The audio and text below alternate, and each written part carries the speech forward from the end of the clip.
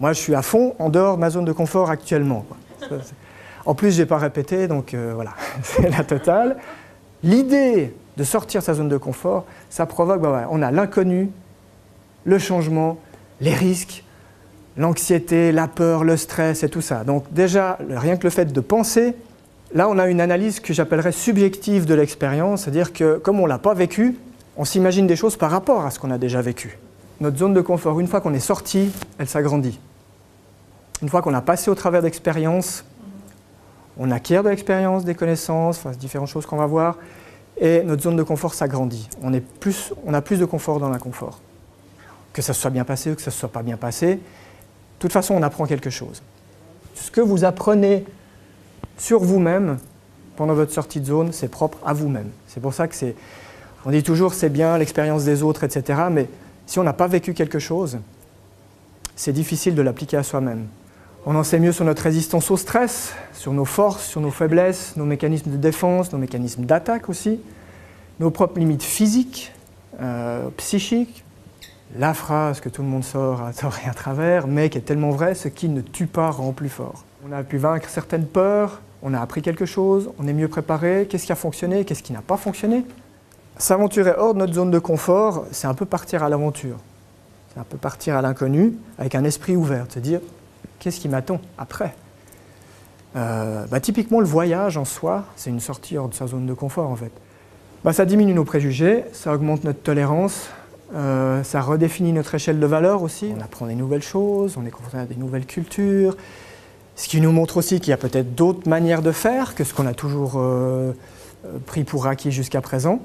L'ouverture de nouvelles opportunités, et là je parle plus de l'aspect contact, réseautage, etc. qui, pour moi mais pour d'autres personnes aussi, comme je vous ai expliqué au début, sortir de ma zone de confort pour spontanément aller discuter avec quelqu'un, etc. Pour moi, c'est un challenge. Je pense que vous connaissez ce principe des 6 degrés de séparation. Alors, mais cool. Je pensais que tout le monde a dit « Ouais, c'est bon, je connais, pas de souci, pas ça. » Alors, il y a un monsieur, avec un nom que j'ai de la Frigyes Karinti, qui est un Hongrois, qui a dit en 1929 « Toute personne sur le globe peut être reliée à n'importe quel autre au travers d'une chaîne de relations individuelles comprenant au plus 6 maillons. » C'est-à-dire que en langage courant, l'homme qui a vu l'homme, qui a vu l'homme, qui a vu l'homme, qui a vu l'ours, ils ont fait un petit calcul à l'intérieur, je précise, à l'intérieur de la communauté Facebook.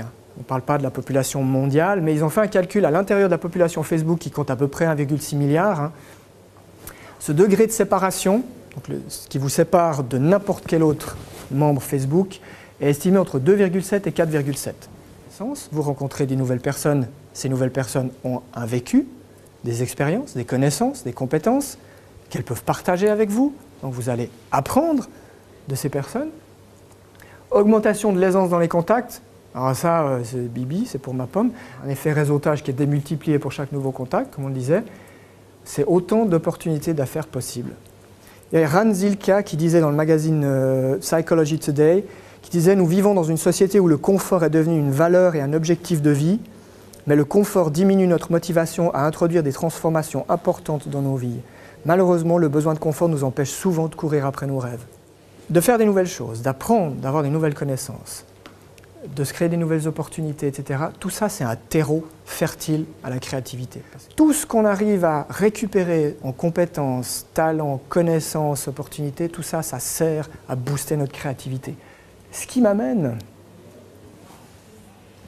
au noyau dur de la présentation, qui est tout simplement l'activation de notre plasticité cérébrale.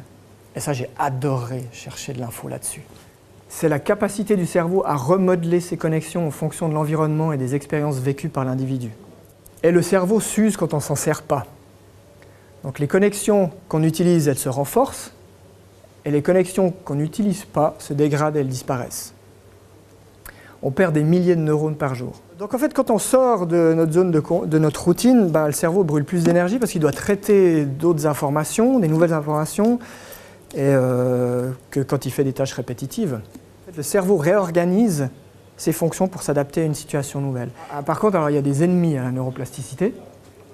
Le stress urbain, la consommation de psychotropes, La sédentarité, ne plus apprendre ni s'émerveiller, et l'isolation sociale.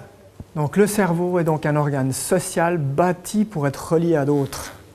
L'évolution technologique, c'est bien pour plein de choses, ça apporte davantage de confort, comme je disais, souvent en réduisant le besoin de réfléchir.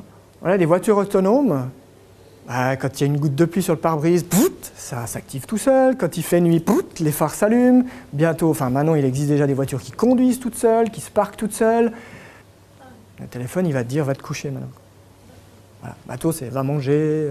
En plus, je pense que ça deviendra de plus en plus nécessaire pour challenger notre cerveau, sortir de sa zone de confort. Parce que si on ne réfléchit plus sur la route, on ne réfléchit plus à la maison, toute notre informatique nous dit faut faire ça, le frigo il nous dit t'as plus de lait, t'as plus de ci, t'as plus de ça.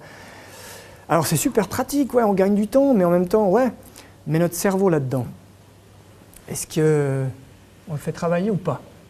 La conclusion suivante par rapport à tout ce qu'on a vu, soyons curieux, apprenons, interrogeons-nous, réfléchissons, agissons, bougeons, voyageons, et puis surtout aimons, quoi.